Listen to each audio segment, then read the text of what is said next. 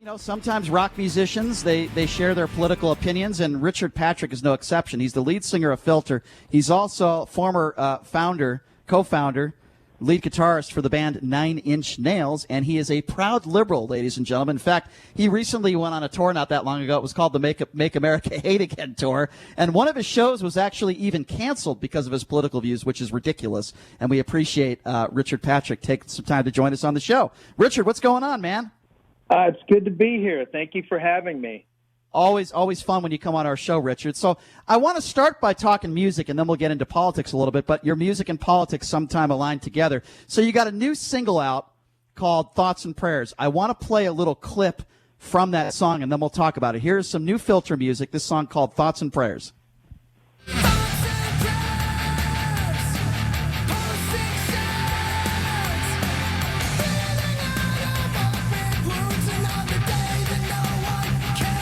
I love it. I love it.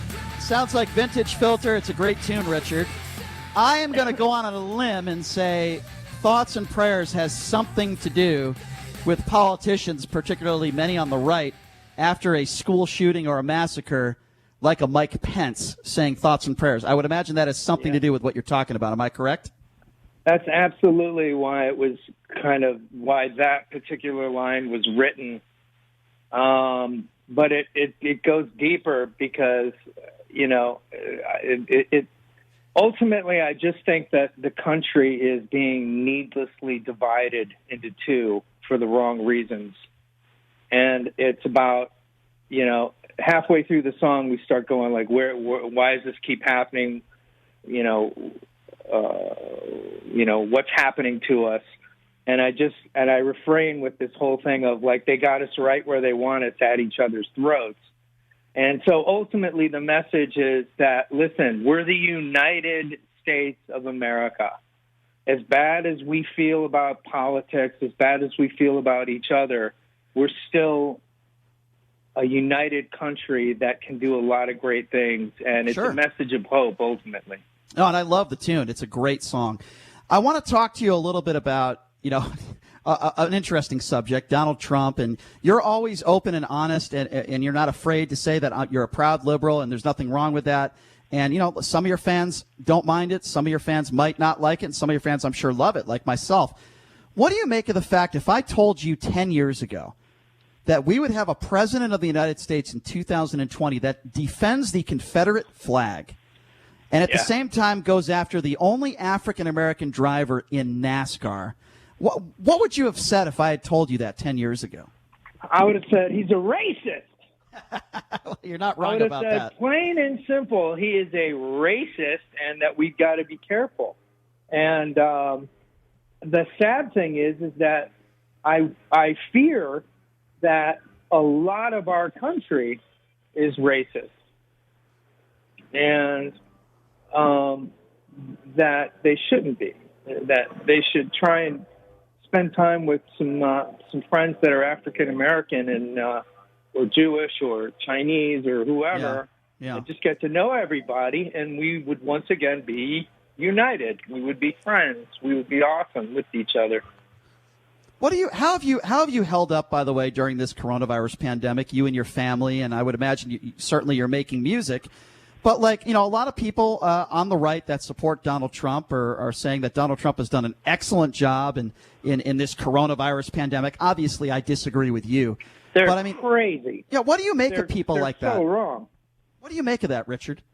Oh, I think it's the coronavirus is been a perfect, equalizer for the two different types of administrations. Number one, Obama got Ebola. Remember that? Remember how devastating Ebola was going to be? Yeah. And he had 1 or 2 deaths, and people on the right were like, that's one too many deaths, one too many.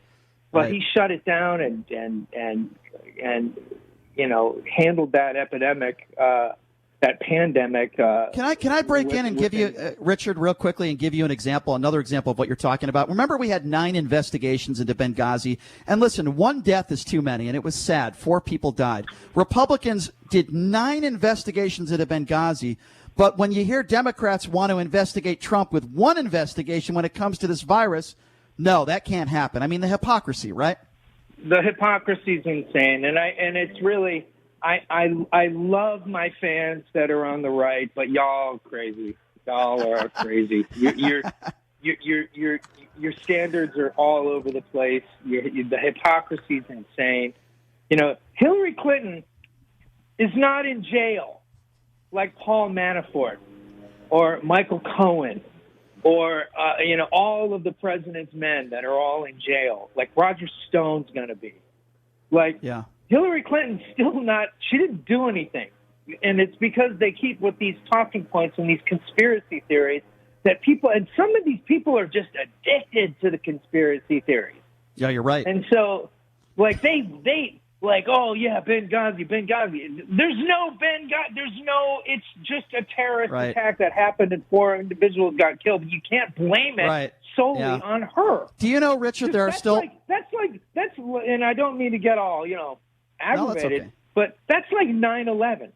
That's like saying George Bush was single-handedly the reason why 9/11 happened. Well, 4,000 people died in 9/11, and why aren't we blaming George Bush? Well, that's not fair. No, it's exactly the same thing. It's exactly the same thing. You're right. So the standards and their hypocrisy are all over the place. You are right. You're right. There are still people that believe that Hillary Clinton was running a pedophile ring out of a pizza parlor. I mean, there are still people. There's InfoWars. There's OAN.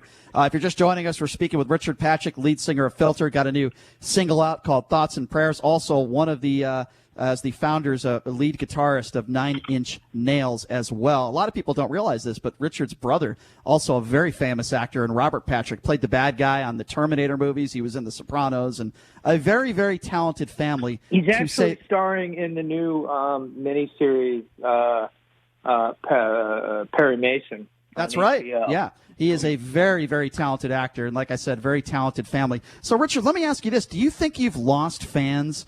And do you get, like, hate mail ever from people that don't like your political views? Can you talk to me a little bit about that?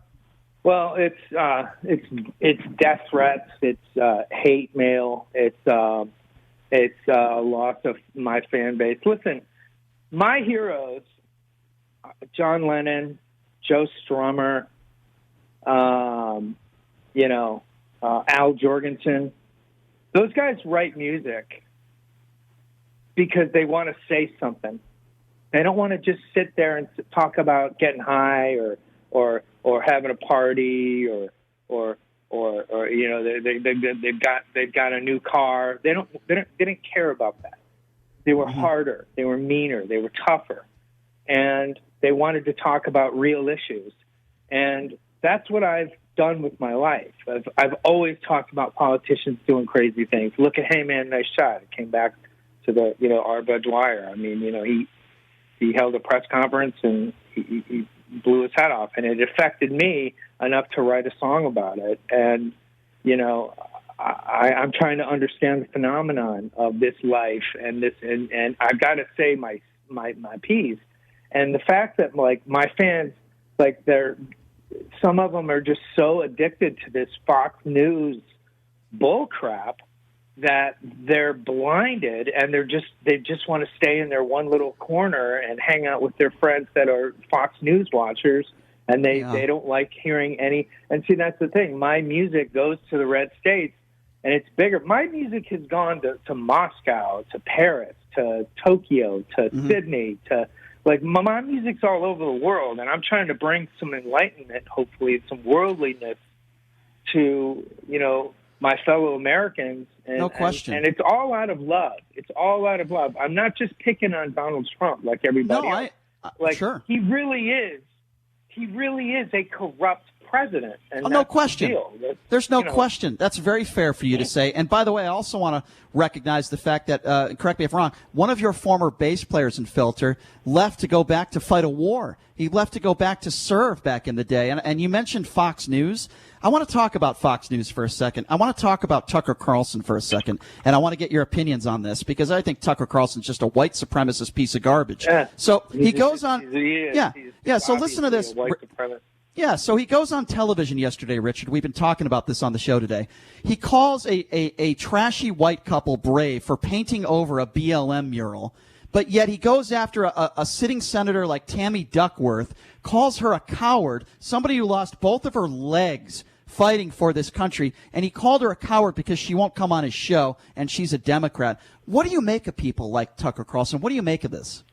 Tucker's part of the problem. He's a catastrophist. Glenn Beck came up with this word that he calls it a catastrophist. And the job is all these guys, these Tucker Carlsons, these Hannitys, their whole thing is, how can I make my base spend money on my channel? And my channel is Fox News or my radio show. Rush Limbaugh, same thing. Those guys are like gazillionaires. They're so wealthy because of this grieving white middle class, this thing of like, we're the victims. We're the victims because we can't get, we can't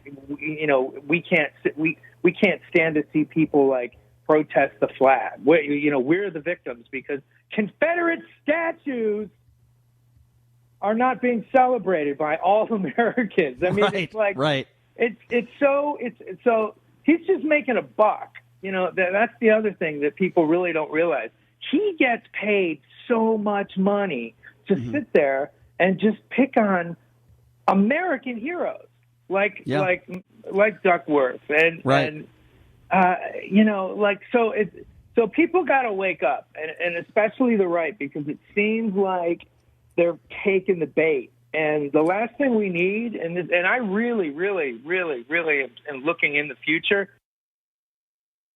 People are so like, if they're actually patrioting, if they honestly think that Donald Trump's a great American who's not corrupt and is just in it for the country, if they really believe that, then we're going to be headed to some dark times, because it's only going to get worse. If, for instance, if the president wins, that means he can do anything in his second term. If the president loses, is the right going to be able to handle the fact that, like, it was meant to be, and it was probably a good thing that he left, but are they going to be able to handle this without, like, wanting to, like, start a civil war? Well, let's talk about November, Richard. As you are a proud liberal, and I agree with most of your opinions. By the way, I'm not a liberal. I just hate Donald Trump. But I want to ask you about this. As obviously you're a Joe Biden supporter, as am I. By the way, I have some concerns about Joe Biden, but I support him because I think he's a decent, good man. Do you have concerns, and do you think that there is a good possibility that Donald Trump could win in November? What are your thoughts on that? No.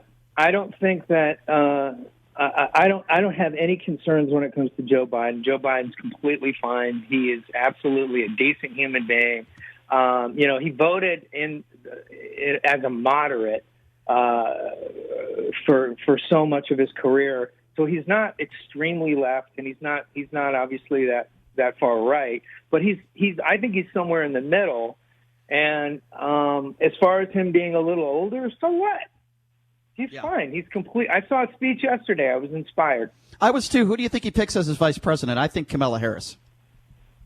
I hope it's the woman we were talking about before, Duckworth. That's a possibility.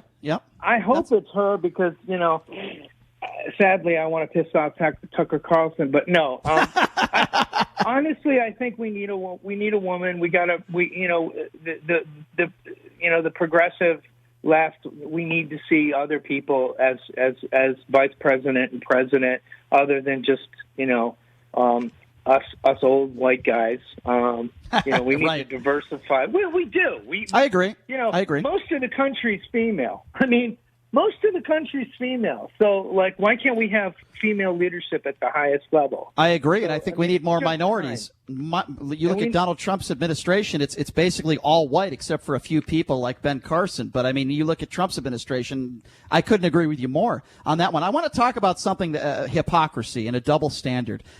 My understanding, Richard, I think we've talked to you about this before, where you're on your Make America Hate Again tour, which, by the way, is a hilarious name for a tour.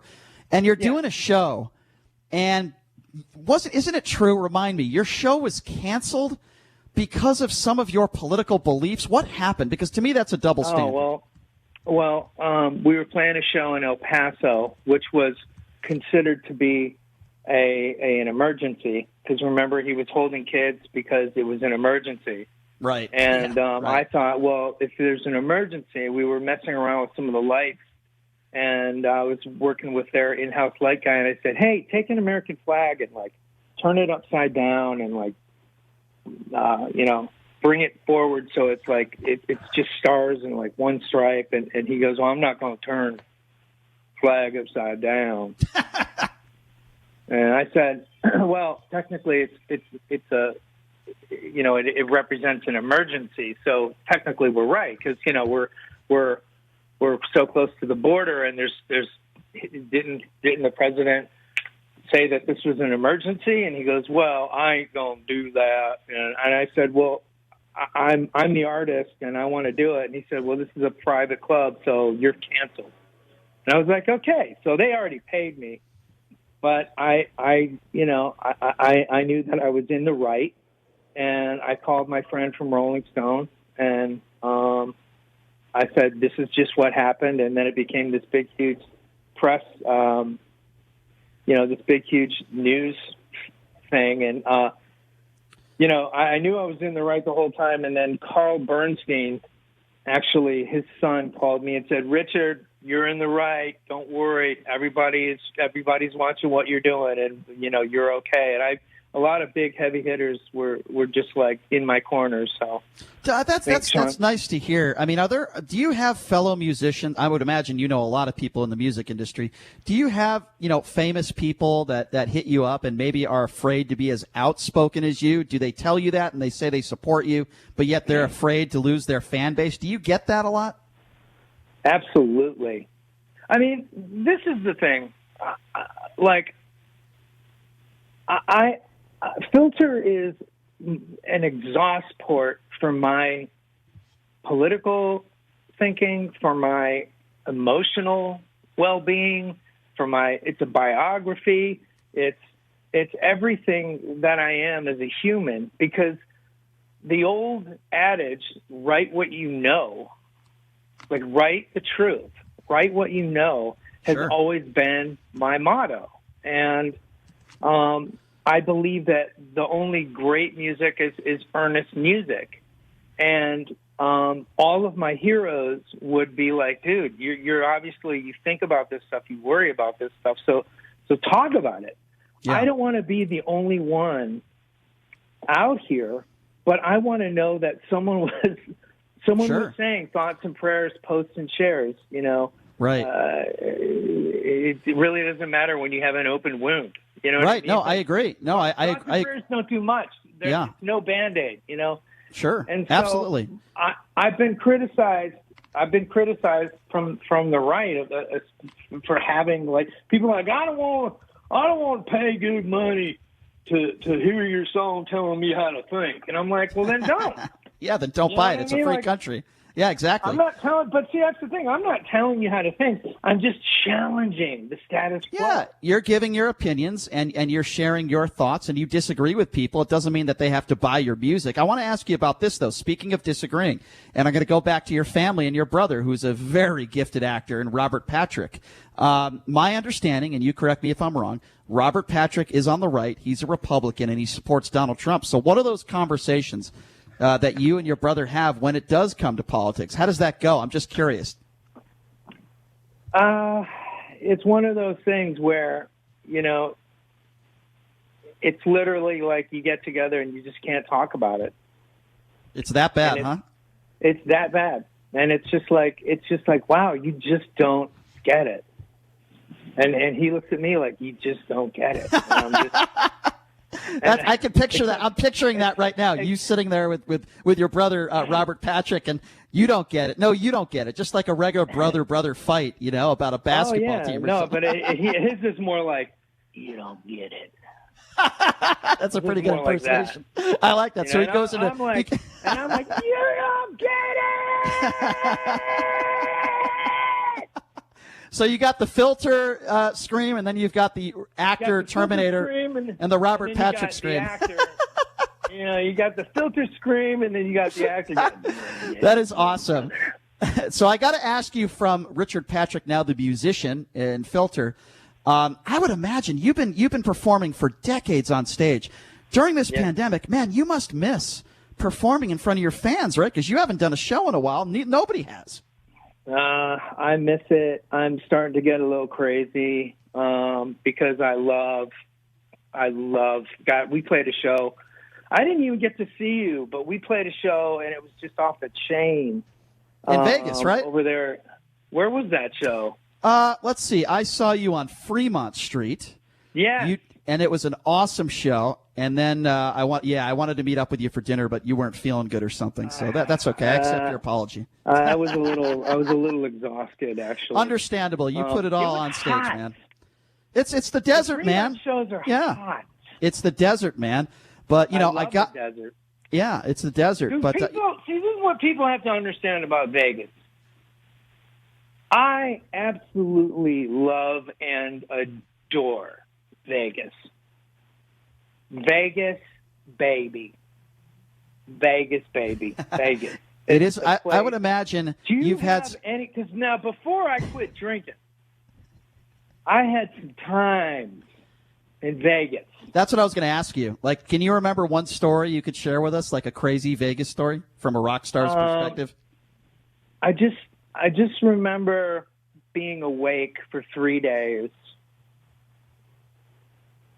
and the Hard Rock Casino, just like walking around for 3 days and discovering, like, oh, that's Jimi Hendrix's guitar. Oh my God. And like just sitting there tripping out like for 3 days, like I'm not gonna tell you what was coursing through my veins, but let me just tell you, if I had a drug test, the beaker would have exploded. Somehow I believe you, but we're glad you're sober now, and you're doing great. Of sobriety. Yeah. 17 years of sobriety. Congratulations, Richard. I appreciate it. So we only got about a minute left to go here, and then I got to go to break. But I want to give you an opportunity to plug some of your new music. I know you got this single out, Thoughts and Prayers. When are we going to get a new album? So here's the deal. I'm releasing it in pieces.